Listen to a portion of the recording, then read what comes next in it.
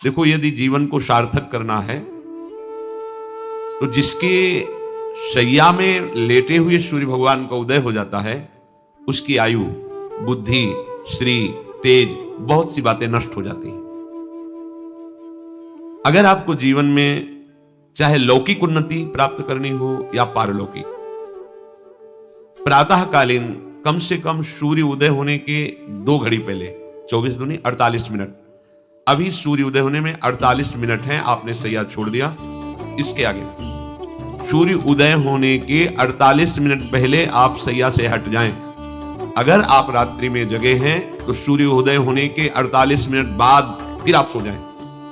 लेकिन वो जो बीच का समय, प्रातःकालीन संध्या भुवन भास्कर भगवान पधार रहे हैं, वो आप सो रहे हो, तो आपकी आयु, आपका वैभव, आपकी बुद्धि, ये सब नष्ट होने लगती है, पता नहीं चलता। लोग देखो कहां तेजवान चेहरे दिखाई दे रहे हैं, खूब तो सब खा पी रहे हो, खाने पीने का तेज एक अलग होता है, भागवतिक तेज अलग होता है। ब्रह्म मुहूर्त में उठे, प्रभु का स्मरण किया, जो 2-4 नाम ही सही, अपने बड़े बुजुर्गों को, गुरुजनों को भावना से प्रणाम किया। पहली बात, शरीर स्वस्थ रखने के लिए गर्म जल किया, हल्का, आधा लीटर से 1 लीटर तक जल पिया, भगवत भाव अर्पित करके वज्रासन में बैठकर।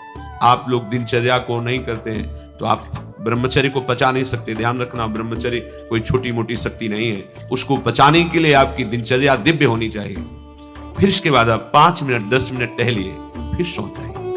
फिर जो शौचाचार की पवित्रता बताई गई उसके अनुसार आप स्नान आदि करके, पवित्र वस्त्र धारण करके, जैसे कोई महान व्यक्ति आ रहा है तो हम उसके आदर के लिए खड़े हो जाते हैं, ऐसे भुवन भास्कर पधार गए, हाथ जोड़कर प्रणाम किया, अर्घदान किया, गुरु मंत्र जपा आदि आदि। अब पड़े हो आप कि हम तो 2-3 बजे तक जगे हैं, ऐसा अगर आप भजन में जगे हैं तो भी सूर्योदय के समय आप उठ जाइए। आपके गुरु आवे तो क्या आप सोते रहेंगे क्या? जो जगत गुरु हैं भुवन भास्कर, परम ज्ञान स्वरूप हैं, गायत्री छंद रूपी घोड़े हैं इनके रथ के, स्वयं भगवान अरुण देव सारथी हैं, और भगवान पीछे वर्णन किए, मैं ही सूर्य रूप से जगत को प्रकाशित करता हूं और ताप के द्वारा जल को सोख कर मैं ही वर्षा कराता हूं।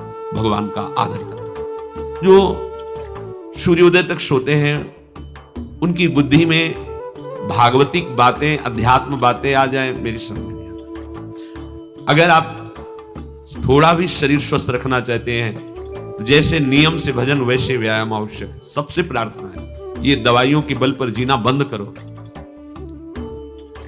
शरीर में जितनी आवश्यकता जल की है, अगर उतना नहीं जाएगा तो आपकी एसिड बनेगी, फुंसियां निकलेंगी, कब्ज बनेगा, कई परेशानी। हम साधुकों को कहते हैं, कभी कभी जैसे पूछते हैं कितना जल पिया, वो अभी तो पिया नहीं। अच्छा, ये शरीर है, ये एक गाड़ी है, कोई सच्चिदानंद नहीं है। उचित आहार, उचित जल, व्यायाम के लिए तो समय नहीं। और अभी 10 दिन बीमार पड़ोगे, फिर देखो आप कहते हैं समय नहीं। हमने अपने बीमार स्थिति की दिनचर्या को बताया, शीत धाम के 2 बजे उठना, जो आपको बोल रहे हैं ऐसे ही दिनचर्या करते, और 45 मिनट व्यायाम। इसके बाद तुरंत प्रणाम करके वृंदावन की परिक्रमा, फिर आके श्री जी की मंगला, फिर आके 9 बजे तक गुरुदेव भगवान की सेवा में, फिर वहां से आके श्री जी का श्रृंगार, फिर भिक्षावृत्ति आदि 12-1-2 बजे तक। कोई चाय, कोई पानी, कोई ऐसा कुछ नहीं कि बाल भोग, कुछ नहीं था ही नहीं। जिंदगी में 100 ग्राम दूध नहीं खरीदा कि भाई हमारा दूध बंद, कभी नहीं ऐसा। पर कभी ऐसा महसूस नहीं हुआ कि मैं बहुत कमजोर हूं। ब्रह्मचर्य को बचाने के लिए बहुत शरीर को क्रियाशील होने की आवश्यकता है, या तो प्राणायामों के द्वारा, आसनों के द्वारा। अब ना आसन है, ना प्राणायाम है, ना व्यायाम है, और फिर क्या, कैसे भावना आपकी भगवत भावना बनेगी? तो एक प्रमाद स्थिति, एक छिन्न भिन्न खिन्न स्वभाव नहीं बात बनेगी। अध्यात्म का साधक जो होता है, नवीन खिला हुआ कमल जैसा, मुख प्रसन्न तन तेज विराजा, रामचंद्र कर का। कोई असाध्य रोग, कोई बहुत पीड़ा, वो बात अलग है।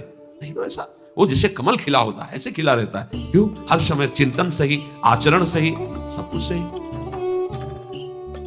जो भगवत भावना विहीन जीवन है वो मुर्दा जीवन है।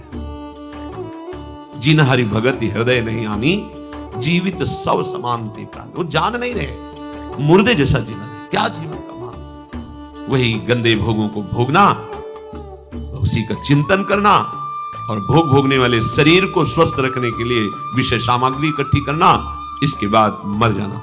बोलो इसके अलावा और क्या है? ये बनाया वो बनाया वो बनाया, जरा सा हिला पूरा का प्रांत नष्ट हो गया। क्या है इसमें? शाश्वत क्या है? हमें तसल्ली होती है, हमने एक मकान बना लिया, तसल्ली होती, 4 लड़के हो गए और काल का तमाचा लगा पूरा का पूरा सब। क्या तसल्ली? हृदय को तसल्ली तब दो जब नाम चल रहा है, राधा राधा राधा राधा। दिनचर्या ही नहीं बन पा रही है आज के नए समाज की, दिनचर्या ही नहीं बन पा रही, भगवत भावना ही नहीं है।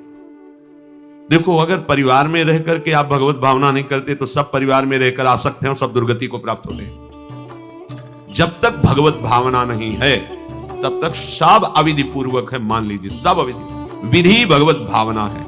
कुछ भी, किसी से भी, कोई भी, बस भगवत भाव, वही आनंद का अनुभव हो जाएगा। अतः उनके द्वारा किया गया देवताओं का पूजन मूल में मैं ही हूं, मेरा ही है।